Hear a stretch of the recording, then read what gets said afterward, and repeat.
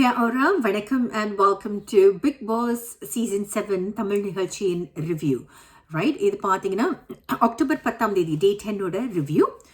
நிகழ்ச்சி ஆரம்பிக்கிறதே ஒரு பாசிட்டிவ் நோட்டில் ஆரம்பிக்குது. எப்படின்னு பார்த்தீங்கன்னா, இந்த பிக் பாஸ் வீட்டில் உள்ளவங்க வந்து இந்த ஸ்மால் பாஸ் வீட்டில் இருக்கிறவங்கள, இந்த சின்ன வீட்டில் இருக்கிறவங்கக்கிட்ட வந்து பாராட்டு தெரிவிக்கிறாங்க. தேங்க்யூ ஸோ மச், நல்லா சமைச்சிங்க, நல்லா பரிமாறினீங்க அப்படின்ற இந்த பாராட்டு தெரிவிக்கிறாங்க. இந்த பாராட்டுன்றது ரொம்ப ரொம்ப முக்கியம் நம்ம வாழ்க்கையில் அப்படின்றது வந்து நேற்றைய நிகழ்ச்சியில் சொல்லியிருந்தேன். பெரும்பாலான நேரங்களில் வந்து பிக் பாஸ்னாலே சண்டை, சச்சரவு, கத்துறது இதுதான் அப்படின்றத வந்து இந்த சீசன் மாற்றி அமைக்குமோ. If they take out some people like Vishnu, மாயாவெல்லாம் எடுத்துட்டு அதுக்கு பதிலாக புது கண்டஸ்டன்ஸ் கொண்டு வந்து விட்டாங்கன்னா நல்லா தான் இருக்கும்னு நான் நினைக்கிறேன். இங்கே பாருங்கள், வாழ்க்கை பூரா ஒருத்தர் வந்து வயிற்று வலியில் இருக்கானா அந்த வயிற்று வலியை எடுத்துகிட்டு ஒரு தலைவலி கொடுக்குறேன்னு சொன்னால் ஓகேன்னு சொல்லுவோம்.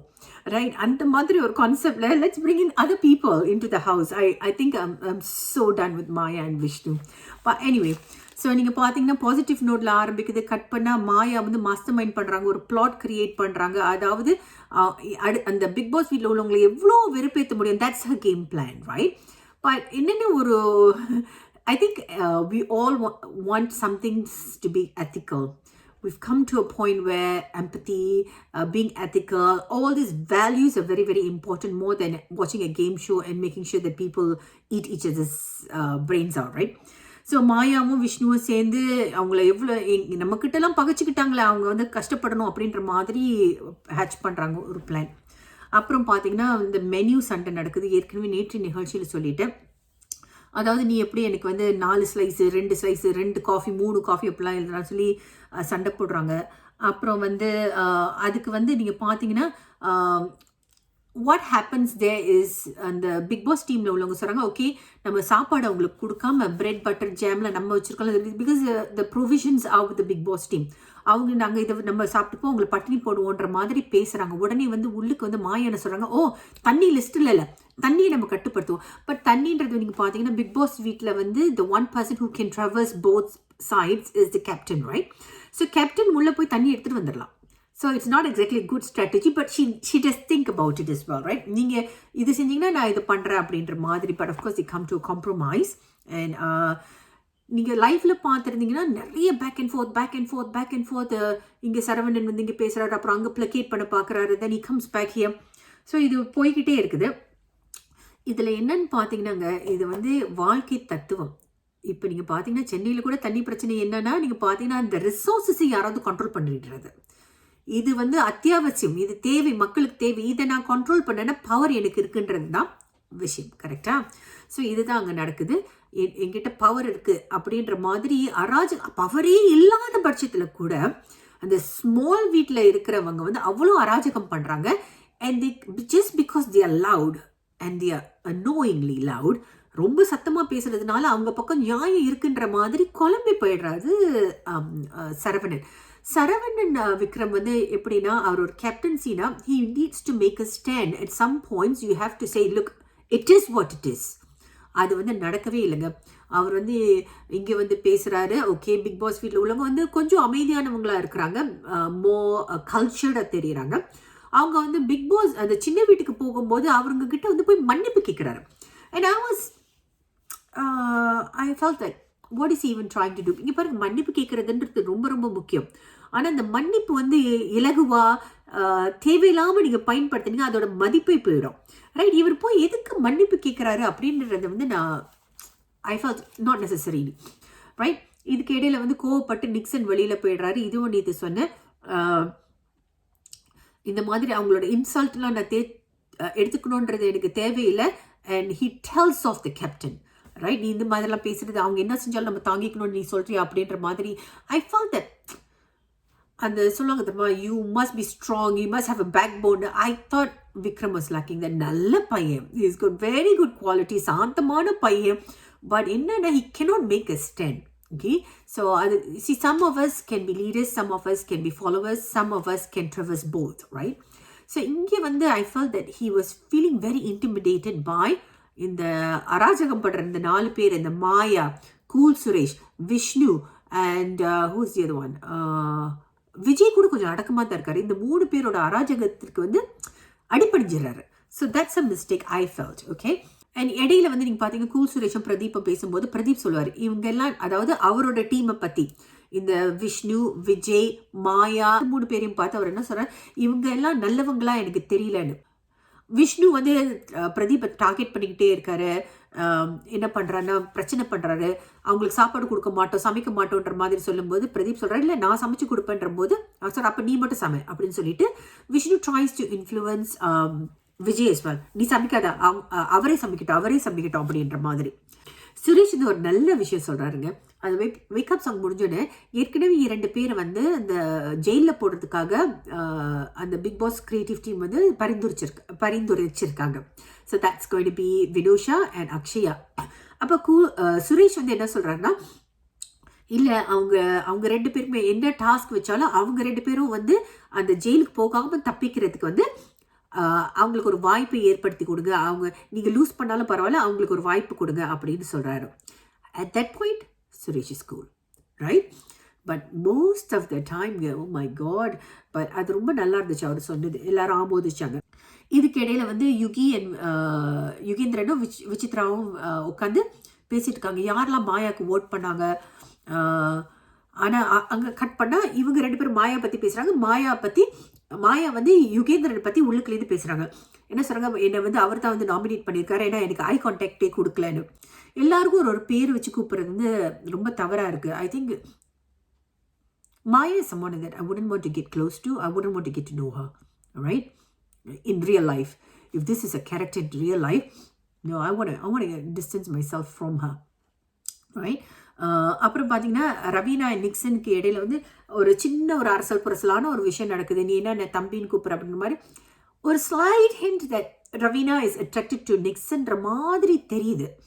But I could be wrong. Of course நீங்கள் பார்த்தீங்கன்னா இந்த 1 மணி நேரம் படம் பிடிச்சி காட்டும் போது எதை வெட்டுறது எதை வைக்கிறது அப்படின்னு எல்லாம் ஃபீல் பண்ணுற மாதிரி நமக்கு ரியாக்ட் பண்ணுற மாதிரி தானே காட்டுறாங்க. So base on what I saw, I thought maybe she may have a little bit of an attraction for Nixon. அப்புறம் பார்த்தீங்கன்னா டாஸ்க் 1 வைக்கிறாங்க. டாஸ்க் 1ல வந்து Akshaya gives a fantastic fight for Vijay. இந்த ஃபிசிக்கல் இதில் பார்த்தீங்கன்னா biologically we are made up differently, right? So அதனால தான் வந்து இப்போ வரைக்கும் அந்த சர்ச்சை போயிட்டே இருக்குது.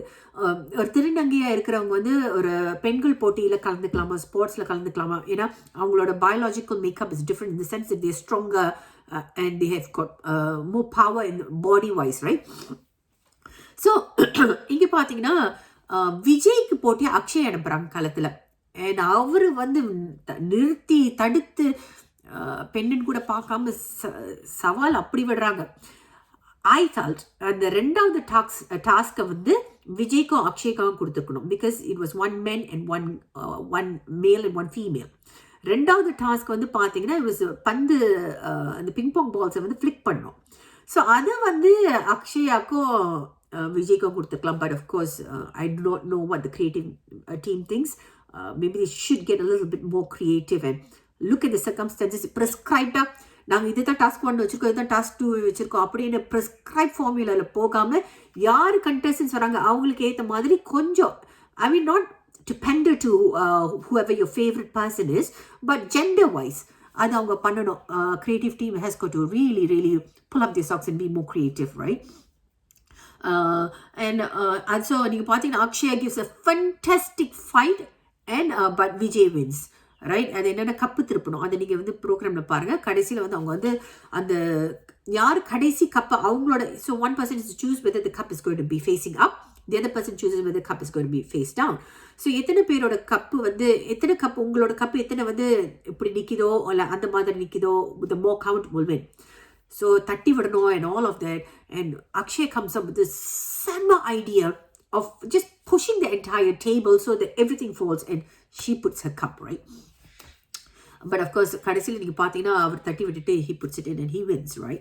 And Akshay gives a performance. Akshayoட performance is a beautiful performance. அவங்க ஏற்கனவே வந்து யூடியூப்லேயோ இன்ஸ்டாகிராம்லேயோ வந்து she does this quite a bit it seems. ஒரு பெண்ணோட நிலைமையை பற்றி என்னத்தான் சவால் இருந்தாலும் அந்த சவால்களை சமாளித்து ஒரு புன்னகையை வெளியில் காட்டி வெளி உலகத்துக்கு நான் வந்து நல்லா தான் இருக்குன்ற மாதிரி ஒரு மாயை ஏற்படுத்தி சவால்களை சமாளிப்பவர்கள் தான் பெண்கள்ன்ற ஒரு பியூட்டிஃபுல் ஒரு விஷயத்தை வந்து அவங்க நடித்து காட்டினாங்க. அந்த கதை வந்து you have to watch it. செம்மையாக பண்ணியிருப்பாங்க. ஒரு பெண் வந்து தாயாக முடியாத ஒரு நிலைமையிலேருந்து தாயாகிறா. அப்புறம் பார்த்தீங்கன்னா அந்த தாயாக ப்ரெக்னெண்ட்டாக இருக்கும் காலகட்டத்தில் கணவரை இழக்கிறா. அதே நேரத்தில் பார்த்தீங்கன்னா குழந்தைய இழந்துடுறா. அப்படி இருந்தாலும் வந்து கண்ணை தொடச்சிக்கிட்டு she goes ahead to face the world. It's about resilience, about grit. Amazing story. நல்லா பண்ணாங்க அந்த பொண்ணு. அதுக்கு எல்லாருமே வந்து கட்டி பிடிச்சி விஷஸ் சொன்னாங்க. there were a lot of people who were emotional. Vichitra அழுதாங்க, ரவீனா அழுதாங்க, மணி அழுதாரு. பிகாஸ் ரீசன்ட்லி அவருக்கு தெரிஞ்ச யாருக்கும் இதே ஒரு நிலைமை வந்துச்சுன்னு சொல்லி he was able to resonate with the story, right? அது வந்து நீங்கள் பார்த்தீங்கன்னா these are discourses that லைஃப்பில் பார்த்தேன் நினைக்கிறேன். I think it was more on the life. Vichitra shares about her story, her challenges, pregnancy challenges எல்லாம் சொல்கிறாங்க. எப்படி வந்து அவங்க கஷ்டப்பட்டாங்க. Because she had a triplet and one had to go and then she had to end up with 2 twins. So அந்த கதையெல்லாம் அவங்க சொல்கிறாங்க. எல்லாருக்குமே சவால்கள் இருக்குது. எல்லாரோட வாழ்க்கையிலையும் போராட்டங்கள் இருக்குது. அந்த போராட்டங்களை சமாளித்து தான் வாழ்ந்துட்டு இருக்காங்க. ஸோ நம்ம சோஷியல் நெட்வொர்க்கிங், சமூக வலைத்தளங்களில் நீங்கள் பார்க்குறது வந்து இது தான் அப்படின்றத நினச்சிடாதீங்க. there's more to life and more to people's life than what you see on SNS platforms, right? அப்புறம் பார்த்தீங்கன்னா நம்ம சுரேஷ் அவரோட வேலையை எதுக்காக பிக் பாஸ் வந்திருக்காரோ அந்த வேலையை வந்து செவ்வனே செய்கிறாரு. அதாவது புறம் பேசுவது. அங்கே வந்து பார்த்தீங்கன்னா யுகேந்திரன் எப்போதும் டார்கெட் பண்ணுறாரு. விஷ்ணு அண்ட் சுரேஷ் வந்து they keep targeting Yugendran. And Yugendran வந்து basically he's quiet and he's calm and he's cool and collected, right? இது வந்து அவருக்கு உறுத்துது. அவர் என்ன செய்யறாருன்னா பிரதீப் கிட்ட வந்து பாய்சன் பண்ண பார்க்குறாரு. யுகேந்திரன் சரியில்லை அப்படின்ற மாதிரி சொல்றாரு. அண்ட் அந்த இடத்துல வந்து இவர் வந்து நடிக்கிறாரு அப்படின்னு சுரேஷ் வந்து பிரதீப் கிட்ட சொல்றாரு யுகேந்திரனை பத்தி. அந்த இடத்துல வந்து இல்லைங்க அதுக்கு பேர் நடிப்பு இல்லை அப்படின்னு பிரதீப் சொல்றாரு. அதுக்கு பேர் பொறுமை. இந்த மெச்சூரிட்டி வந்து மற்றவங்க கிட்ட இல்லைன்றது வந்து எனக்கு ஒரு, அதாவது especially Vishnu and Maya as well as Suresh கிட்ட அது இல்லைன்னு தோணுது. அதே நேரத்தில் வந்து திரும்ப வந்து ஜோவிகாவை பற்றியும் வந்து அவர் வந்து கொஞ்சம் தப்பாக பேசுகிறாரு. ஆனால் அங்கேயும் வந்து பிரதீப் டிஃபென்ஸ் ஜோவிகா நல்ல பிளேயர், அவங்க வந்து நல்லா விளையாடுவாங்க. அண்ட் அவருக்கு ஒரு டவுட் வருது, நிக்சனை எப்படி நான் காட்டுறது, அவரை வந்து இன்னும் கொஞ்சம் வளர்த்து விடலாமா அப்படின்னு ஒரு கன்சர்னும் இருக்குது. கோவமாகப்படுறாரு பிரதீப். அதாவது அவரை வந்து ஏன்னா I feel like he's like the Robin Hood, you know, he plays like the Robin Hood. இந்த பையனையும் நான் தூக்கி விடணும். இப்போ தூக்கி விடுறதா இல்லை அப்புறமாவா இந்த பணக்காரங்களெல்லாம் முதல் அனுப்பி விட்டுருவோம் அப்படின்னு வந்து பிரதீப் சொல்கிறாரு. So there was an interesting conversation on how people view things, right? பணம் உள்ளவங்களுக்கு வந்து இன்னும் அதிக வாய்ப்புகள் இருக்குது, இன்னும் ப்ரிவிலேஜஸ் இருக்குன்றத வந்து அங்கே பிரதீப் வந்து அங்கே வந்து he's conveying that, right? So இவங்களுக்குலாம் ப்ரிவிலேஜ் இருக்குது. விஜய்க்கு பாருங்கள் கார் இருக்குது, ஜிம் இருக்குது, வீடு இருக்குது. ஸோ இவங்களாம் வெளியில் போகலாம். இவங்களுக்குலாம் எதுக்கு அந்த 50 லட்சம்?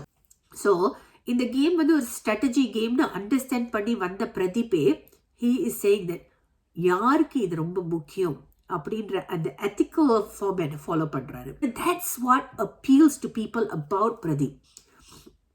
நான் வெற்றி பண்ணணும், எனக்கு ஸ்ட்ராட்டஜிஸ் இருக்குது, ஆனால் இந்த பவுண்டரிக்குள்ள நான் விளையாடுறேன், யாருக்கும் கெட்டது பண்ணாமல் நான் விளையாடுறேன் அப்படின்றத தான் வந்து மக்களுக்கு பிடிச்சிருக்கு. Then I think he's one of my favourite contestants in the house.